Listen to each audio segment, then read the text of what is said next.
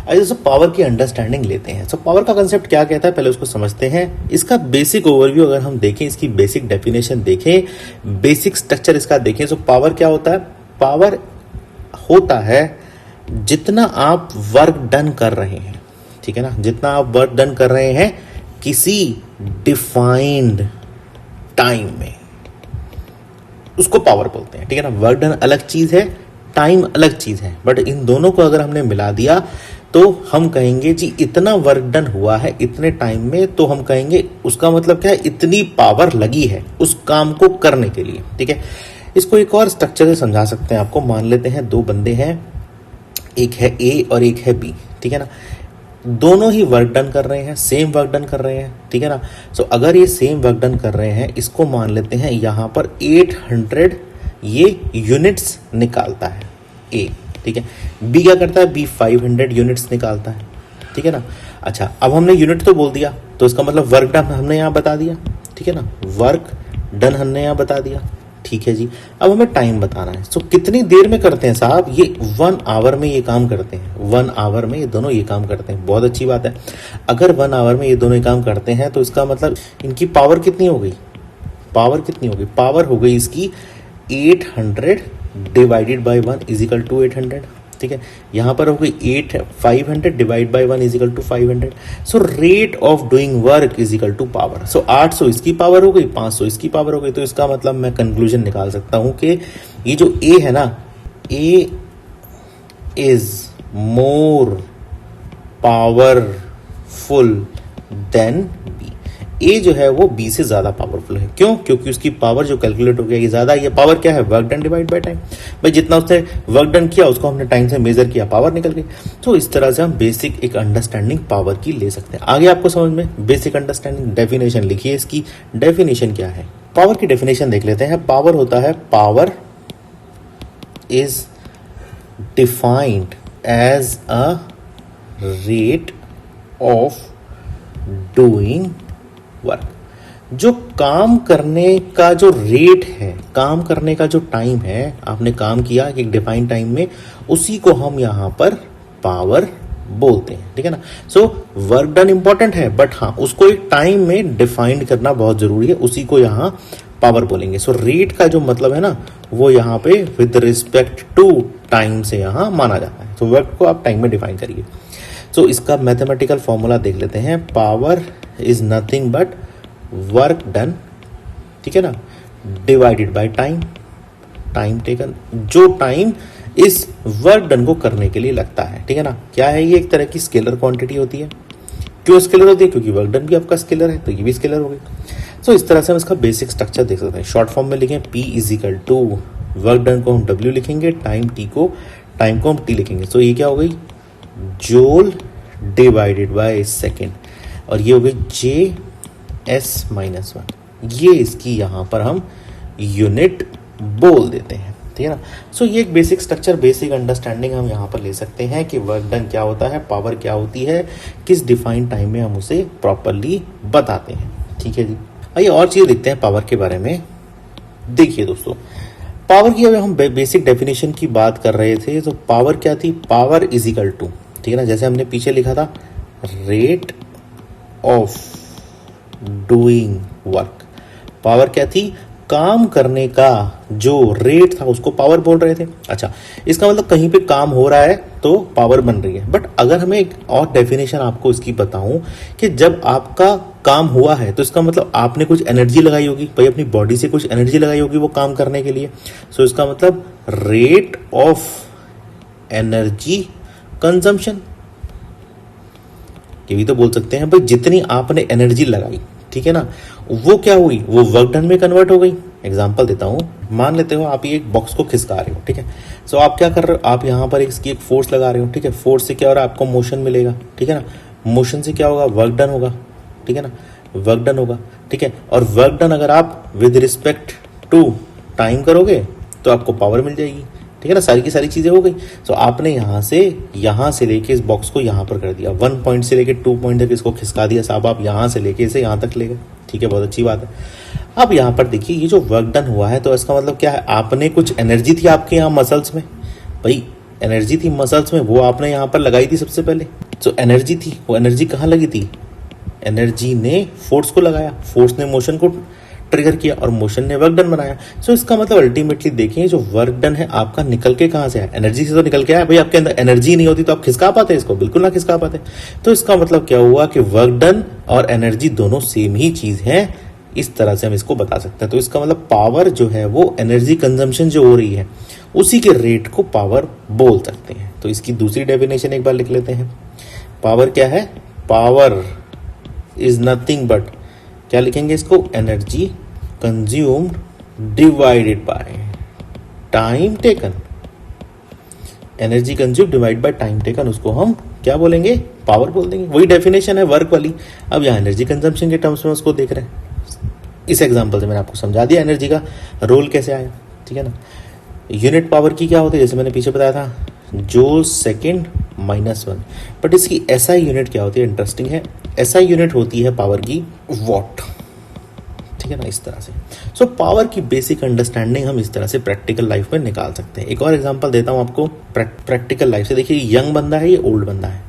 So young बंदा basically क्या करता है? यंग बंदा अपने सारे काम जल्दी जल्दी करता है। भाई जल्दी जल्दी क्यों करता है? क्योंकि उसके अंदर क्या है? उसके अंदर फुर्तीलापन है, उसके अंदर एनर्जी ज्यादा है, उसके अंदर पावर ज्यादा है, ऐसे बोलते हैं हम, है ना। सो इसका मतलब क्या है? ये मोर वर्क डन कर पाता है। सो अगर आपने इन दोनों को एक एक घंटा दिया, एक घंटे में कुछ एक सेम काम करने को बोला, तो यंग बंदा जल्दी कर लेगा विद रिस्पेक्ट टू टाइम। एक डिफाइंड टाइम में यंग बंदा जल्दी काम कर लेगा। तो इसका मतलब क्या है? इसके पास मोर पावर है, ठीक है ना। यही चीज हम यहाँ ओल्ड बंदे के साथ करें अगर, तो इसके पास क्या है? ये मान लेते हैं एक घंटे में आपने दोनों को एक ही काम करने को बोला। सो ये क्या करेगा? ये लेस वर्क डन करेगा। भाई लेस वर्क डन करेगा विद रिस्पेक्ट टू टाइम, जैसे हमने बताया था ना।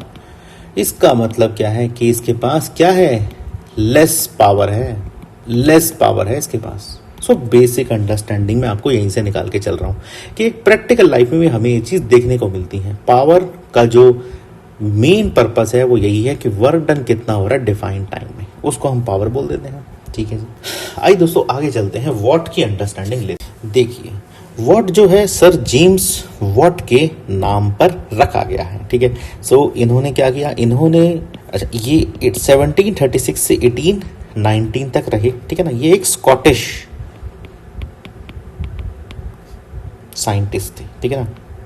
सो इनकी बेसिक स्ट्रक्चर जो इन्होंने बेसिकली काम किया इस ड्यूरेशन में, ये जो ड्यूरेशन था ना, इसमें एक सबसे बड़ा रेवोल्यूशन आया था, उसको हम इंडस्ट्रियल रेवोल्यूशन बोलते हैं। और उस इंडस्ट्रियल रेवोल्यूशन की जो मेन बुनियाद थी ना, मेन जो बैकबोन थी, वो पता है क्या थी? वो था उस जमाने का स्टीम इंजन।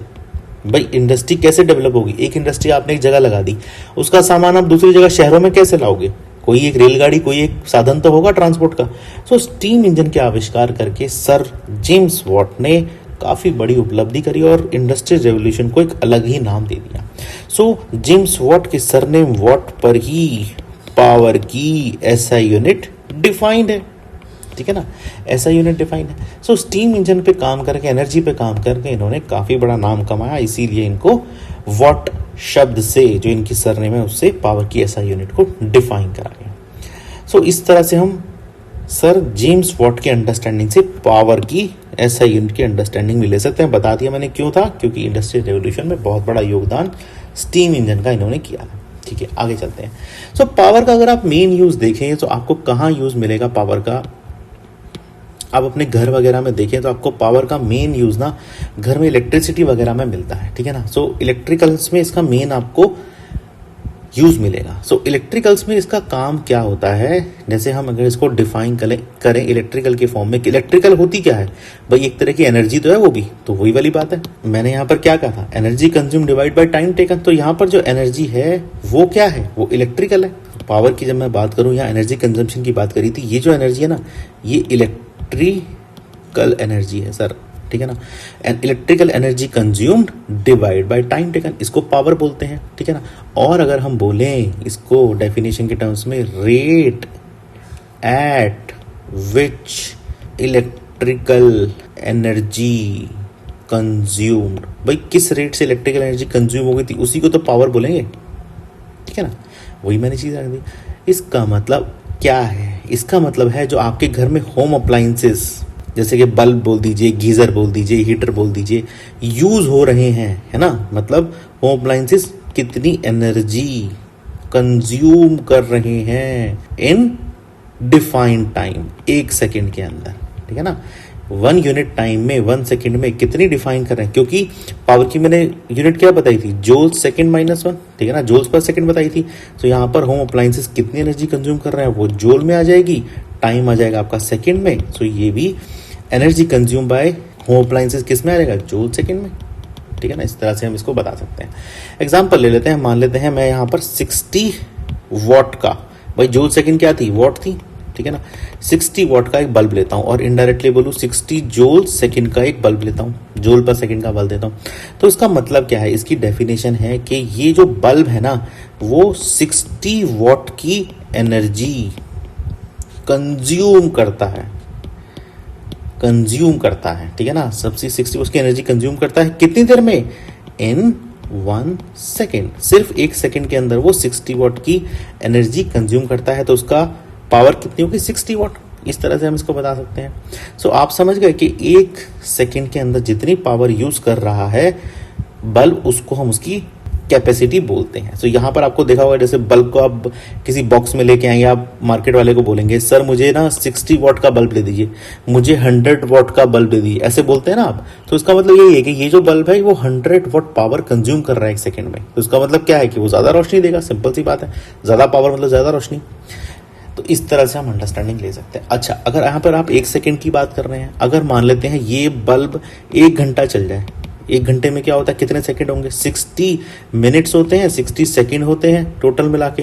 सो 3600 आपके पास सेकंड आ गए। तो कितना होगा इसका, अगर आप देखें, सो 1 सेकंड में ये 60 वॉट पावर कंज्यूम करता है। 3600 सेकंड में कितनी करेगा, सिंपल सी बात है, 60 into 3600 is equal to 2,16,000 joule, इतनी ये पावर कंज्यूम करेगा। और इनडायरेक्टली बोले तो 216 किलो जूल, इतनी ये बल्ब पावर कंज्यूम करेगा आपकी कितने देर में, 1 घंटे में, 1 आवर। मैंने यहाँ 1 आवर लिखा था ना, 60 इंटू 60, 3600 सेकेंड। इस हिसाब से हम इसको देख सकते हैं, सिंपल सी बात है। देखिए कितनी इजीली आपने कैलकुलेट कर लिया। सो पावर की जब हम बात करते हैं तो क्या क्या यूनिट्स पावर की आती हैं, एक बार देख लेते हैं। यूनिट्स ऑफ पावर अगर हम देखें, सबसे पहले बेसिक यूनिट तो उसकी वॉट ही होती है, बट वॉट यूनिट क्या होती है, काफी स्मॉल होती है, ठीक है जी, ठीक है। और यूनिट क्या होती है इसकी, वॉट के ऊपर जाएंगे तो इसकी एक यूनिट होती है, जो देखिए मैंने यहाँ केजी बनाया है, किलो जूल। तो इसका मतलब क्या है, इसकी एक और बड़ी यूनिट होती है, इसको मैं किलो वॉट भी बोल सकता हूँ, ठीक है ना, किलो वॉट भी बोल सकता हूँ। अच्छा, फिर आगे देखते हैं, इसकी एक और बड़ी यूनिट होती है, उसको मैं मेगा वॉट भी बोल सकता हूँ, और भी बड़ी यूनिट हो गई, मेगा वॉट भी बोल सकता हूं। सो किलो वॉट के लिए 10 की पावर 3, मेगा के लिए 10 की पावर 6 का यूज हम करते हैं, ठीक है ना। इस तरह से हम इसकी अंडरस्टैंडिंग ले सकते हैं। तो इसको मैं डिफाइन करूं अगर, तो इस तरह से डिफाइन कर सकता हूं कि 1 kilo watt is equal to 1000 watt, और 10 की power 3 watt. 1 mega watt is equal to कितना, इतना वॉट, और 10 की पावर 6 वॉट, ठीक है ना। इस तरह से मैं इसको डिफाइन करता हूं। अच्छा, एक और यूनिट होती है पावर की, उसको हम बोलते हैं हॉर्स पावर। ये काफी इंटरेस्टिंग है इसकी स्टोरी, ठीक है। हॉर्स पावर क्या होती है, ये इसको रिलेट करते हैं हम वॉट से। तो 1 horse power is equal to 746 watt. ये दोनों में रिलेशन है सर, हॉर्स पावर में और वॉट में। ये रिलेशन कैसे है, इसकी थोड़ी सी स्टोरी सुन लीजिए। देखिए यहां पर क्या है, जब इंडस्ट्रियल रेवोल्यूशन नहीं हुआ था, ठीक है, तो जो भी काम कराया जाता था, जो भी काम इंडस्ट्रीज में कराया जाता था, फैक्ट्रीज में कराया जाता था, वो किसकी मदद से कराया जाता था, भाई वर्कर तो होते ही थे, वहां पर ना हॉर्स का यूज होता था, ठीक है ना, हॉर्स का यूज होता था। और उनको हॉर्स को ना इस तरह से बांधा जाता था, इस तरह से उनको यूज किया जाता था कि जो भी कोई हैवी काम है, हैवी लोड उठाने का काम है, वो घोड़ों से करा, क्योंकि घोड़ों के अंदर पावर बहुत होती है, ठीक है ना, तो इसलिए वो घोड़ों से काम कराया था। बट अब क्या हुआ, सर जेम्स वेट ने स्टीम इंजन का आविष्कार किया, तो स्टीम इंजन इंडस्ट्रियल रेवोल्यूशन का एक बहुत बड़ा हिस्सा बना, ठीक है। बट उससे पहले बिफोर स्टीम इंजन, ठीक है ना, बिफोर स्टीम इंजन सारा काम हॉर्स करते थे, ठीक है ना, तो इसीलिए मैंने यहाँ बना दिया। अच्छा, अब स्टीम इंजन के बाद यहाँ तो स्टीम इंजन आ गया, अब सारा काम स्टीम इंजन करने लगे। भाई जो भी पावरफुल वाला काम है स्टीम इंजन करने लगे। अब यहां पर देखिए जैसे रेलगाड़ी को ले जाना है स्टीम इंजन ने कराना शुरू कर दिया। अब यहां पर क्या हुआ, इन दोनों की आपस में इक्वलेंसी देखी गई कि भाई कितने घोड़े, हाउ मैनी हॉर्सेस, कितने घोड़े मुझे लगेंगे भाई इक्वलेंट टू स्टीम इंजन के काम करने में, ठीक है ना। तो इन्होंने कहा कि एक घोड़ा जो है भाई 1 हॉर्स जो है वो किसके बराबर है, 1 हॉर्स जो है ना सर वो आपका 746 वॉट के बराबर पावर निकालता है। भाई इस घोड़े में क्षमता कितनी है, इस घोड़े की पावर कितनी है, पहले तो कैलकुलेट नहीं कर पाते थे हम, पहले तो सारा काम घोड़े करते थे।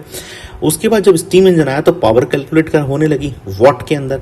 तो इसने फिर कैलकुलेट करा कि जी एक घोड़ा काम करता कितना ये तो देख लें। तो इसने एक घोड़े को देखा कि भाई एक घोड़ा 746 वॉट की पावर करता है। सो यहां पर डेफिनेशन आ गई हॉर्स पावर की। तो ये घोड़े हॉर्स पावर मतलब सही में हॉर्स घोड़े ही हैं, उन एक घोड़े के अंदर कितनी पावर होती है, 1 horse power equal to 746 watt. So अगर आप देखेंगे हॉर्स पावर डिफाइन करी जाती है जब हम कहीं भी इंजन, जैसे कि सपोज फॉर एग्जांपल मैं आपको एक एग्जांपल देता हूं BHP, ठीक है ना, ये एक एग्जांपल मैं आपको दे रहा हूं। BHP बेसिकली क्या होती है, break horse power. Break horse power का मतलब क्या है, ब्रेक हॉर्स पावर का मतलब है कि आपका जो शाफ्ट है ना, मतलब ये बेसिकली क्या होता है कार्स वगैरह में यूज होती है, ठीक है ना। कार्स वगैरह में आपको मिलेगा जैसे कार हो गया, ट्रक हो गया, ठीक है ना, और आपका कोई भी जैसे बड़ा एक जो भी आप बोले उसको मतलब ट्रक बोल दीजिए, गाड़ी बोल दीजिए, इनमें काम आता है। सो ये बताता है कि जो शाफ्ट ऑफ इंजन है उसमें कितनी पावर है। भाई इन दोनों गाड़ियों में शाफ्ट लगा होता है, ठीक है, जो कि यहाँ अंदर इंजन होता है इधर, ठीक है ना, ऐसे यहाँ पर शाफ्ट लगा हुआ है और इंजन यहाँ पे लगा होता है गाड़ी में भी। सो ये जो इंजन होता है ये अपनी पावर से इसके शाफ्ट को घुमाता है। भाई इंजन यहाँ पे है और शाफ्ट यहाँ पे है, शाफ्ट को घुमाता है, शाफ्ट के घूमने से ये जो चक्का है, ये जो व्हील है, ये व्हील घूमता है और व्हील घूमने से गाड़ी चलती है। तो सारा का सारा जो मेन रोल है वो इंजन का आ गया। तो इंजन की जो पावर है वो मापी गई है कि वो शाफ्ट को कितनी पावर में घुमाता है, उसको ब्रेक हॉर्स पावर बोलते हैं, ठीक है। फॉर एग्जाम्पल अगर हम देखें, मान लेते हैं आप मारुति की गाड़ी ले लीजिए 800। सो यहाँ पर अगर इस केस में देखें, मान लेते हैं मारुति आपने कार ले ली, ठीक है ना, ये सिटी में आप चलाते हैं, ठीक है ना। अच्छा उसके बाद ये ट्रेन ले ली, ट्रेन हैवी ड्यूटी व्हीकल होता है, सिटी से सिटी को कनेक्ट करता है। और फिर आपने SUV गाड़ी ले ली, काफ़ी हैवी गाड़ी होती है, ठीक है ना। सो आप देखेंगे यहाँ पे कि ट्रेन की जो BHP है कितनी ज़्यादा है, 2500 BHP है। मतलब अगर हम देखें ट्रेन में 1000-2000 लोग ट्रेवल करते हैं, ठीक है ना। इसीलिए देखिए कितनी बड़ी इसको पावर चाहिए इसके इंजन को, ट्रेन को, पूरी ट्रेन को खींचने के लिए। अच्छा मारुति गाड़ी सिटी में चलती है, 3-4 लोग बैठते हैं, 37 BHP पावर उसकी काफी है। अच्छा मान लेते हैं आप कहीं पहाड़ी वगैरह पर ट्रेवल कर रहे हैं, तो ये बड़ी जो SUV गाड़ी जो होती है आपकी, ठीक है ना, 5 सीटर गाड़ी होती है, ये हैवी इसीलिए बनाई थी क्योंकि आप क्या है, जो मोशन अगेंस्ट द ग्रेविटी है उसके अगेंस्ट जाएंगे। आपका मोशन ये है और आपको ग्रेविटी यहाँ नीचे से मिल रही है, तो जब आप अगेंस्ट ग्रेविटी जाएंगे तो आपको क्या करना पड़ेगा, भाई इसकी पावर को ज्यादा लेना पड़ेगा, तभी आप ऊपर चढ़ पाएंगे। तो इसीलिए इसकी पावर देखिए 130 BHP यहाँ पर दी हुई है, ठीक है ना।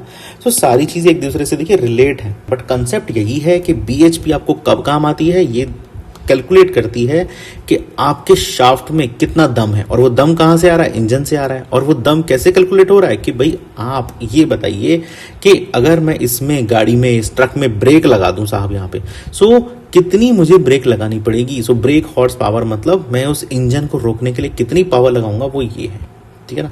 इस तरह से आप इसकी अंडरस्टैंडिंग ले सकते हैं दोस्तों। सो कंसेप्ट बड़ा ही सिंपल है, बहुत ही इजी है कि आपको यहाँ पर पावर की अंडरस्टैंडिंग लेनी है। आइए दोस्तों अब हम कमर्शियल यूनिट ऑफ एनर्जी को देख लेते हैं। कमर्शियल यूनिट ऑफ एनर्जी होती क्या है, देखिए एनर्जी को जब आप एक स्टैंडर्ड यूनिट में बनाएंगे तो वो कमर्शियल यूज होगी, मतलब सब के सब लोग वही यूनिट को फॉलो करेंगे। सो कमर्शियल यूनिट ऑफ एनर्जी होती है किलो वॉट आवर, ये कमर्शियल यूनिट ऑफ एनर्जी होती है। इसका मतलब क्या होता है, देखिए आप जो है एनर्जी को वैसे तो जूल में कैलकुलेट करते हैं, ठीक है ना। पावर को अगर आप देखें तो पावर को किस में कैलकुलेट करते हैं, वॉट्स में कैलकुलेट करते हैं, ठीक है। सो यहाँ पर क्या है, ये देखिए ये एक तरीके से आपकी ना पावर ही कैलकुलेट हो रही है। पावर की बड़ी यूनिट क्या है, किलोवाट।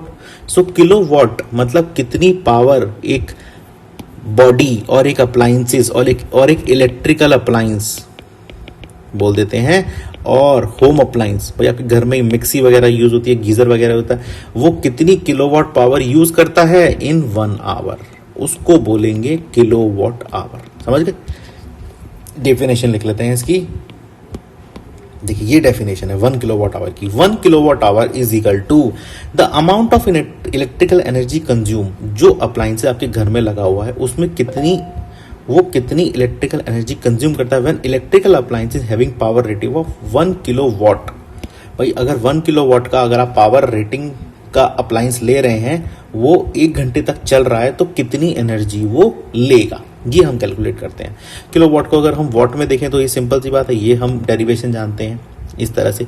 सो हमें यहाँ पे क्या करना है, अब हमें टाइम यहाँ पर 1 आवर पे कंसंट्रेट करना है। इसका एग्जांपल ले लेते हैं। ये आपके घर में क्या है, ये आपके घर में ना आयरन है, ठीक है ना। इससे आप क्या करते हैं, प्रेस करते हैं, अपने कपड़े इस्त्री करते हैं, प्रेस करते हैं। अच्छा मान लेते हैं इसकी रेटिंग है 1 किलोवाट, ठीक है ना, इसकी रेटिंग है 1 किलोवाट।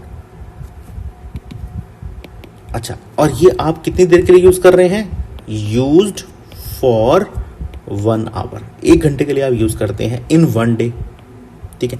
और हम बोल दें कि आप इसको 10 डेज के लिए यूज करते हैं। समझ आ गई बात को? आप इसको 1 किलोवाट की रेटिंग है, 1 दिन यूज करते हैं 1 घंटा, और टोटल 10 दिन इसको यूज करते हैं।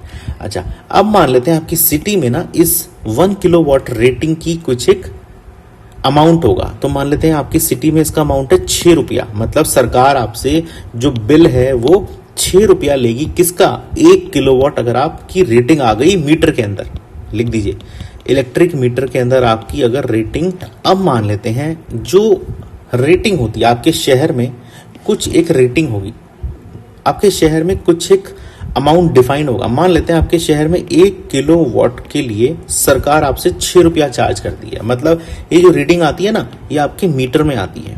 कौन सा मीटर? Electric meter. भाई इलेक्ट्रिक मीटर में आप देखें उसमें जो रीडिंग आती है वो किलोवाट आवर के टर्म्स में आती है, ठीक है। आपकी सरकार ने, आपके शहर की सरकार ने 1 किलोवाट पर 6 रुपया रखा हुआ, ठीक है। सो अगर आप ये आयरन चलाएंगे तो आपके टोटल कितने पैसे खर्च होंगे, एक बार देख लेते हैं। आयरन आपकी क्या है, 1 किलोवाट की है, ठीक है साहब, 1 घंटा डेली चलती है। सो अगर आयरन आपकी 1 घंटा डेली चलती है, सो 1 डे में क्या होगा, 1 किलोवाट इंटू 1 आवर, ठीक है। सो 1 किलोवाट आवर आपकी 1 डे की कंजम्पशन है, किसकी? आयरन की, ठीक है। आप कितना चलाते हैं, 10 दिन चला रहे हैं उसको, 10 डेज, तो कितनी हो गई, 10 into 1 kilowatt hour is equal to 10 kilowatt hour. ये आपकी 10 डेज की कंजम्पशन है आयरन की। बिल्कुल सही बात है, बिल्कुल सही कैलकुलेट किया हमने। अच्छा अब देखिए 1 किलोवाट पे 6 रुपया है, सो इसका मतलब यहां पर क्या होगा, 6 से इसको मल्टीप्लाई कर दीजिए, किसको, 10 को। सो 60 रुपीज आपको देने होंगे, कितने, 1 मंथ में। सो 60 रुपीज आपको देने होंगे, कितने, उसमें 10 डेज में। भाई आपकी 10 डेज चलती है, ठीक है। सो इस तरह से कैलकुलेट कर सकते हैं। सो सबसे पहले आपको उस आयरन की रेटिंग देखनी है। सो मान लेते हैं रेटिंग यहां लिखी होती है 1 किलोवाट, ठीक है ना, यहां लिखी होती है 1 किलोवाट, 1 किलोवाट यहाँ लिखी होती है। सो रेटिंग आपकी डिफाइंड हो गई, आपके नंबर ऑफ आवर्स कितने हो गए, फिर उससे आपने कितने टोटल डे कैलकुलेट करे, और फिर आपको यहाँ पैसे पता है कि भाई कितने रुपए लगते हैं 1 किलोवाट पे। सो इन तीनों को कैलकुलेशन करने के बाद आपने कैलकुलेशन किया तो पता चला 60 रुपया आपकी ये जो बेसिकली आयरन है टोटल मिलाकर लेती है आपसे, ठीक है। एक बात हो गई। इसी को हम आगे समझते हैं। तो एनर्जी कंजम्पशन की जब हम बात कर रहे थे, एनर्जी कंजम्पशन की जब हम बात कर रहे थे तो हम यहाँ पर आए थे, हम इस कैलकुलेशंस पे आए थे कि 1 किलोवाट पर आवर, ठीक है, यहाँ पे आए थे। इसका मतलब क्या है, इसका मतलब है 1 किलोवाट फॉर 1 आवर, ठीक है ना। इसका मतलब क्या है, 1 किलोवाट का मतलब क्या है, 1000 वॉट फॉर 1 आवर, ठीक है साहब। वॉट का मतलब क्या है, 1000 वॉट किस में कैलकुलेट होता है, जूल्स पर सेकेंड में, फॉर 1 आवर, ठीक है।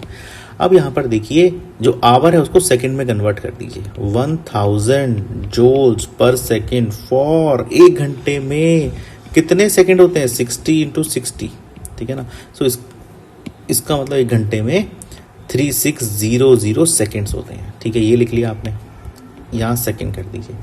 अब इसको जब आप कैलकुलेट करेंगे तो सेकंड से तो सेकंड कैंसिल हो जाएगा आपका, और क्या बनेगी? एनर्जी आपकी बनेगी 36 कितनी 50 जूल, इतनी एनर्जी बनेगी। इसको हम अगर लिखेंगे तो 3.6 इंटू 10⁻6 जूल ऑफ एनर्जी होती है किसमें? 1 किलोवाट पर आवर में, 1 किलोवाट आवर में इतनी एनर्जी आपके पास होती है, ठीक है ना।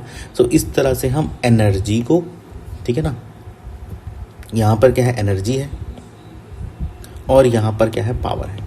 सो इस तरह से हम एनर्जी को पावर से रिलेशन बना सकते हैं। सो 1 किलोवाट में कितनी एनर्जी है? इतनी एनर्जी है। सो आप इस तरह से एनर्जी का रिलेशन भी बना सकते हैं।